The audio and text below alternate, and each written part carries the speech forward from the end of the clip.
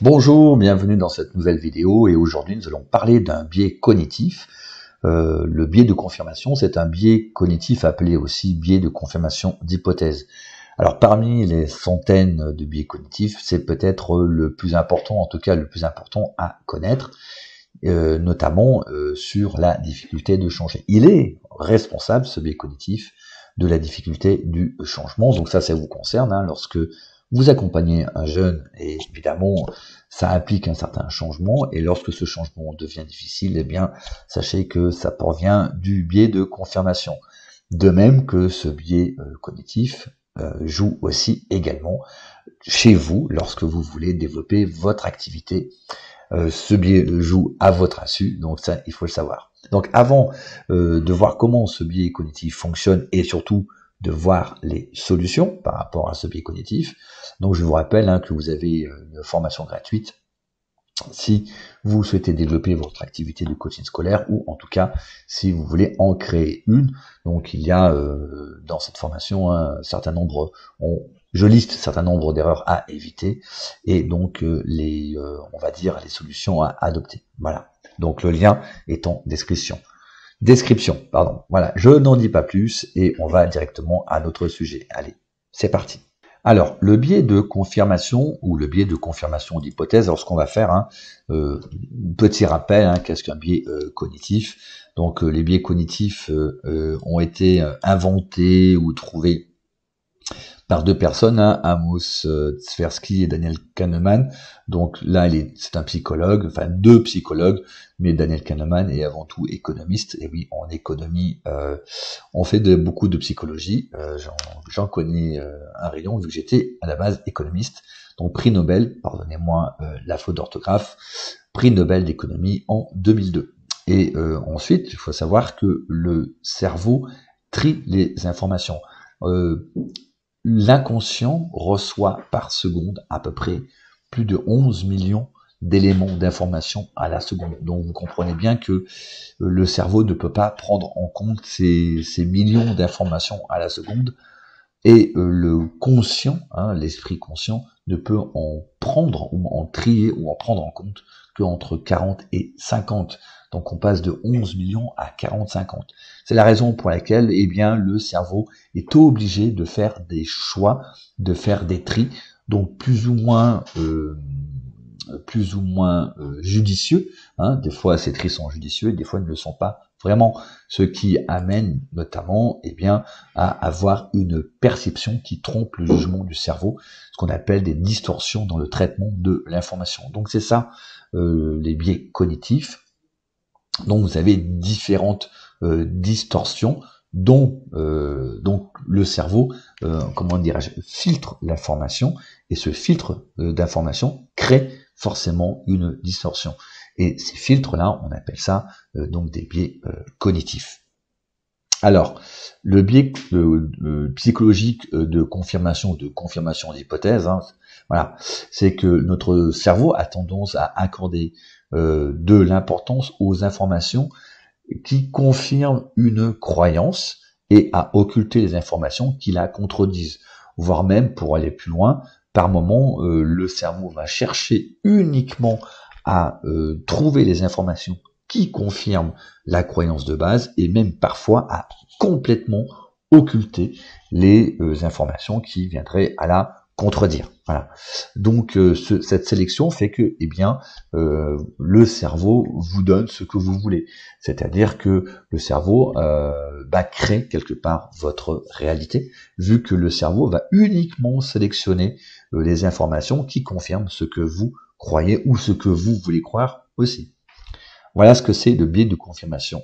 Donc par exemple, quand vous avez un jeune qui a une bonne note, je suis nul, vous voyez, donc le jeune va dire je suis nul. Alors vous allez lui dire mais attends, t'as une bonne note. Et ça c'est une information qui va contredire la croyance du jeune, à savoir je suis nul.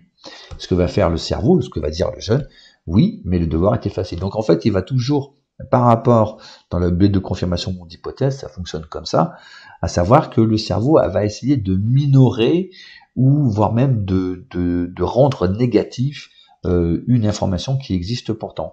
Et donc il va dire tout souvent, oui, mais le devoir était facile, tout le monde a eu une bonne note. Donc si tout le monde a eu une bonne note, ok, moi aussi j'ai une bonne note, donc c'est pas forcément une performance, donc ça confirme mon opinion, en tout cas ma croyance que je suis nul. Alors, le biais qu'on va détailler un tout petit peu, donc le biais de confirmation dans un coaching scolaire, eh bien, comment ça se passe? C'est que, évidemment, quand vous recevez un jeune, les jeunes que vous suivez ont tous des blocages, ont tous des croyances limitantes. Donc, les jeunes sont structurés autour de ces blocages, de ces croyances limitantes. Donc, ça veut dire que le cerveau des jeunes que vous allez recevoir va essayer de confirmer, de trouver des éléments qui vont confirmer leurs croyances. Voilà. Alors, il n'y a pas de bonne ou mauvaise croyance. Il y a seulement les croyances limitantes et celles qui vous aident. Bien entendu, le cerveau humain est obligé d'avoir des croyances, autrement on serait complètement déstructuré, bien entendu. Voilà. Donc, c'est pas les croyances qui sont les problèmes, mais le problème c'est est-ce que la croyance vous limite ou pas. Et donc la croyance la plus courante, c'est la croyance qu'on rencontre, c'est la croyance de je suis nul. Donc là, désolé, il manque là les guillemets. Et donc l'exemple que l'on a vu, donc j'ai une bonne note, oui, mais le devoir était facile. Donc voilà, donc vous avez cette espèce de répartie du jeune, de ce qui est assez d'ailleurs décourageant. Et quand vous avez ça, quand vous devez faire face à cela, il y a deux erreurs classiques que l'on fait. C'est déjà faire des affirmations, donc faire un encouragement par exemple. Mais non, mais tu as vu, tu as eu une bonne note, regarde, tu as eu 15, c'est quand même une bonne note. Oui, le fait d'affirmer, et en fait, en face, le jeune, il va se sentir quelque part agressé par ce que vous dites, parce que lui, il veut rester dans sa croyance, il veut son cerveau de façon inconsciente veut solidifier sa croyance, et donc vous essayez de quelque part de démonter cette croyance, et évidemment, le cerveau, ça lui plaît pas, et donc tout ce que vous allez dire sera écouté, mais pas entendu, sera pas intégré, ça va passer ici. Et enfin, la deuxième erreur, c'est de venir avec ses propres préjugés, ses propres convictions. Parce que vous pouvez avoir des convictions, mais le jeune en face est différent de vous. Donc si vous dites, il faut la méthode X, quoi qu'il arrive, quel que soit le jeune, il faut la méthode X. Donc il faut commencer par la méthode de travail, par exemple, pourquoi pas. Là, c'est une erreur, parce que vous venez avec vos convictions qui ne sont pas forcément, qui vont contredire la réalité du jeune que vous avez en face. Et la réalité du jeune que vous avez en face, ce sont justement ces points de blocage ou ces croyances limitantes. Et donc, vous allez vous heurter à cela. Donc, vous pouvez avoir des jeunes qui vont suivre ce que vous demandez. Il faut faire comme ça, ok, je vais faire comme ça. Mais si ça va à l'encontre de ces croyances limitantes, eh bien, vous verrez au fil des séances un jeune qui est démotivé et qui, in fine, après votre accompagnement, n'appliquera pas ce que vous avez recommandé. C'est ce qu'on appelle une forme de résistance passive.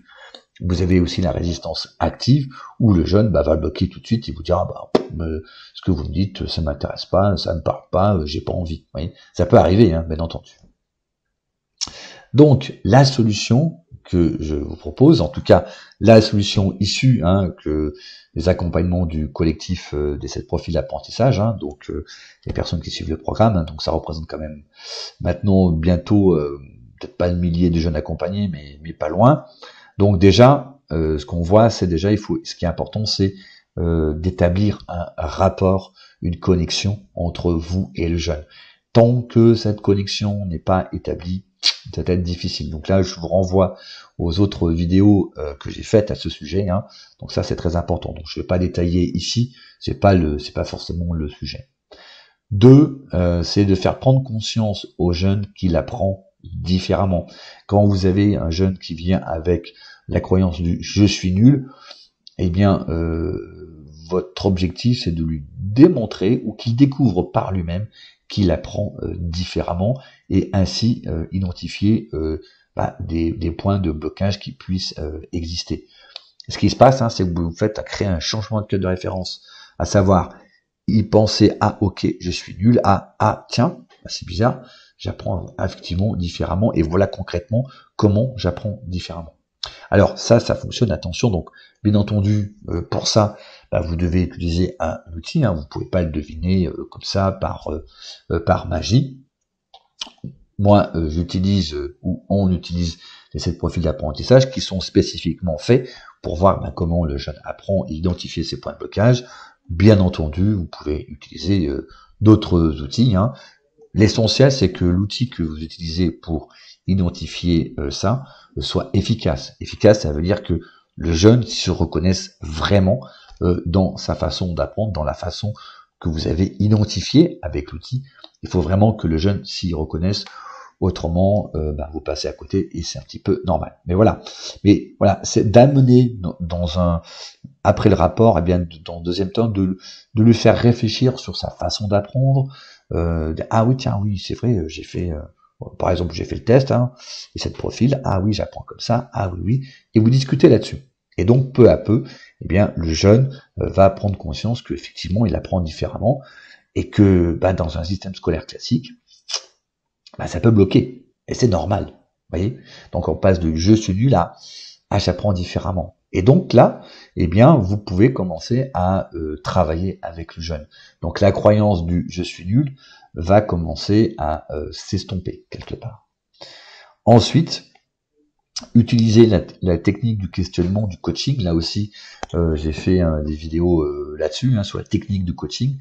Donc allez voir ces vidéos, donc je ne vais pas préciser, c'est pas le sujet, la technique ici, mais utiliser la technique de questionnement pour qu'il change de point de vue lui-même. C'est important que les choses viennent de lui-même. Et à un moment, le jeune va rentrer en dissonance cognitive. Dissonance cognitive, ça veut dire que il va se rendre compte que la réalité est différente de la croyance qu'il nourrissait. Et à un moment, effectivement, ça, c'est très perturbant, et c'est ce qu'on appelle la dissonance cognitive. Et laisser du temps pour que le cerveau ou l'inconscient intègre. Parce que quand vous avez une dissonance cognitive, ça veut dire que la personne est un petit peu sonnée, c'est-à-dire que waouh, effectivement, je vois quelque chose de différent, et le cerveau sait plus trop quoi faire. Donc il va hésiter entre l'ancien modèle ou l'ancien schéma de pensée et le nouveau schéma de pensée. Donc c'est pour ça que il est important de laisser toujours un temps d'intégration pour que le cerveau intègre tout ça.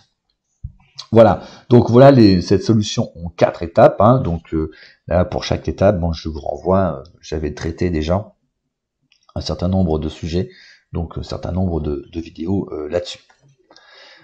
Et le biais de confirmation est le développement de votre activité. Et oui, alors, ce biais de confirmation, vous vous en doutez, joue aussi chez vous et aussi chez moi, bien entendu.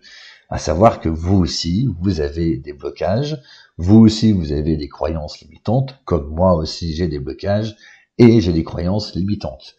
Et en fait, la difficulté de ça, c'est que on ne peut... alors, ici, je vais détailler un petit peu les types de blocages qu'on peut avoir. C'est déjà la peur de ne pas être assez compétent, ce qui aboutit au syndrome de l'imposteur. J'ai peur de parler en public, peur d'être critiqué. Par exemple, vous essayez de présenter votre activité devant un public de parents d'élèves, quelque part, vous allez à reculons parce que parler en public, vous n'êtes pas très à l'aise, ou alors vous avez peur d'être critiqué, qu'un parent se lève dans l'assemblée et dise que vous racontez n'importe quoi, vous avez peur de ne pas savoir répondre, et donc vous allez appréhender l'exercice. Ça, c'est un blocage qui fera que vous aurez quelque part, on va dire, un auto-sabotage, où les gens vont vous dire « Ah oui, génial, une conférence au coaching scolaire, ça peut m'intéresser. » Donc, par exemple, les parents d'élèves disent « Ouais, venez. » Et vous dites « Oui, mais j'aime pas trop. » Voilà. Et donc, c'est un blocage, c'est une forme d'auto-sabotage. Pareil, je ne sais pas vendre, vous n'aimez pas la vente. Proposez votre offre à des parents, je n'aime pas vendre. Ça, c'est un blocage aussi.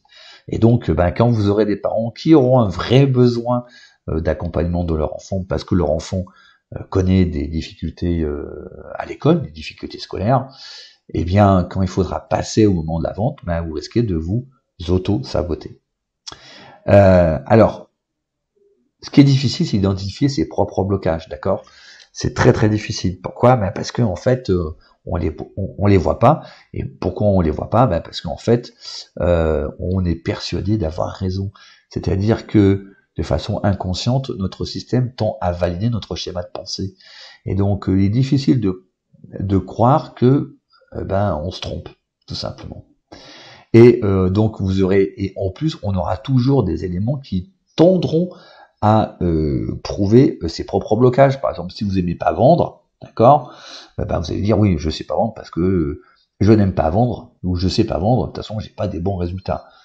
Oui, vous n'avez pas de bons résultats, pourquoi? Comme vous aimez pas vendre, vous vous auto-sabotez, et puis quand vient à un moment des parents intéressés par votre offre d'accompagnement, eh bien évidemment ça va coincer. Parce que vous allez vous auto-saboter, ce qui va valider finalement votre système de pensée en disant ah ben voilà, c'est la preuve bien que je sais pas vendre et que je n'aime pas la vente. Comme je sais pas vendre, eh bien c'est l'échec. Comme je n'aime pas l'échec, ça fait mal et donc je n'aime pas vendre. Vous voyez, donc c'est en fait un cercle, un peu un cercle vicieux qui se passe. Mais vous avez toujours en fait les éléments. Le cerveau va toujours sélectionner les éléments qui tendent à prouver vos croyances et donc votre blocage, comme le fait de ne pas aimer vendre. C'est un exemple. La solution de ça, eh bien déjà, regardez ceux qui réussissent, qui développent leur activité. Alors pas forcément en coaching scolaire tout le temps, mais dans d'autres activités, comment ils font, quels sont leurs schémas de pensée. Et le mieux évidemment, c'est de s'adresser à des coachs scolaires qui arrivent à vendre leur accompagnement, qui arrivent à faire leur offre, et d'autant plus que s'ils peuvent vendre à plus de 1000 euros, comment font-ils, Et donc parler avec eux, c'est important, et essayer d'identifier des facteurs clés de succès. Donc quels sont leurs facteurs clés de succès? Je prends un exemple concret, une étude de cas dans le collectif, donc ces personnes qui suivent le programme, et j'ai une personne qui est fantastique en termes d'accompagnement, elle fait vraiment des miracles chez les jeunes, mais son blocage, elle l'a identifié, c'est ça qui est plus marrant, c'est que elle croit pas du tout qu'on puisse vendre un programme à 1000 euros. Pour elle, c'est stratosphérique. Donc je lui dis écoute, continue à vendre tes programmes très peu chers, je crois que c'est même pas 500 euros, je crois c'est 400 ou 300 euros. Voilà, continue. Et ce qui est important, c'est de regarder, parce que nous avons un groupe Facebook, donc voilà, donc chacun montre ses exploits, enfin son avancée, et évidemment, évidemment, il y a pas mal de personnes qui font des ventes à 1000 euros. Et donc, le fait de regarder le groupe Facebook, eh bien, son cerveau voit, il y a une dissonance cognitive entre ce qu'elle facture, elle, les résultats qu'elle a, le retour des parents hyper satisfaits, des parents qui lui font une pub d'enfer, qui sont sans voix quand ils voient le changement de leur gamin, d'accord? Et les 350 euros qu'elle facture, il y a comme un truc qui va pas, quoi. Et donc elle voit les autres facturer 1000 euros, voire même 1200 euros, eh bien elle est rentrée en dissonance cognitive, et un jour elle a dit non mais c'est pas possible, il faut que je propose mes programmes maintenant à 1000 euros. Vous voyez? Donc en fait c'est le fait de voir les autres faire, elle s'est rendue compte qu'effectivement elle se mettait un gros blocage là-dessus. Bon, au début elle m'a dit ah non c'est 350 euros, 1000 euros c'est pas possible. Voilà, une affirmation, donc biais de confirmation d'hypothèse, donc ça servait à rien d'aller contre sa croyance, mais au fil du temps, elle a bien vu que finalement, c'était un blocage. Ensuite, la deuxième étape, ça a été la reconnaissance de son blocage. Ah oui, 350 euros, mais je continue, mais c'est vrai que c'est un blocage. Et après, le fait de voir les autres, je me répète un peu, mais le fait de voir les autres à vendre dès les premières séances 1000 euros, voire même plus, elle a bien vu que il n'y avait pas de raison. Son cerveau a dit mais pourquoi pas essayer et proposer à 1000 euros.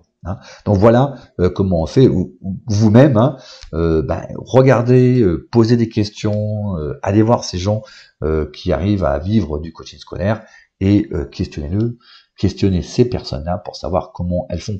Et c'est la raison pour laquelle vous pouvez aussi, je fais des sessions stratégiques individuelles, hein, c'est aussi pour vous répondre à vos questions. Certains d'entre vous demandent des rendez-vous pour ça, mais comment on fait quoi, voilà. Enfin, comment on fait, c'est simplement, c'est pas comment on fait, c'est simplement voir, faire une analyse de votre activité et voir où sont vos points de blocage. Déjà, identifier vos points de blocage, et c'est en identifiant vos points de blocage que vous pouvez prendre ensuite du recul. Voilà. Donc, pour vous, ça sert à ça. Hein, ça sert à dire, ah ouais, ok, voilà. Et vous me direz, mais ça te sert à quoi, toi, de faire des sessions stratégiques individuelles gratos, comme ça, passer 1 heure? Alors, c'est qu'1 heure, hein, déjà, et pour moi, de mon côté, et bien là aussi, ça me permet de voir un petit peu quels sont vos blocages à tous. Plus j'en fais, plus je suis conscient des blocages qui existent, et donc plus je monte en connaissance et en compétence. Donc vous me rendez aussi également service. Voilà, donc c'est tout pour cette vidéo. Donc vous voyez que le biais de confirmation, c'est un biais qui est important, hein, qui est central. Alors c'est sûr que c'est pas la peine aussi de se fliquer, hein, pour dire oh, mon Dieu, quelles sont mes croyances limitantes, il faut que je les regarde. Non, non, ça viendra avec le temps.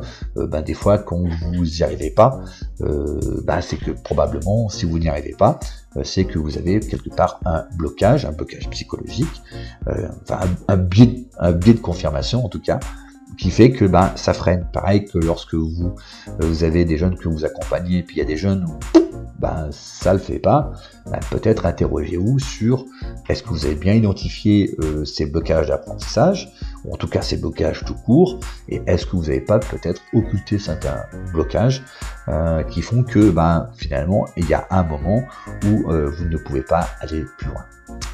Voilà, écoutez, j'espère que cette vidéo vous a été utile, likez si vous avez aimé, abonnez-vous à la chaîne et je vous dis à très bientôt. Ciao.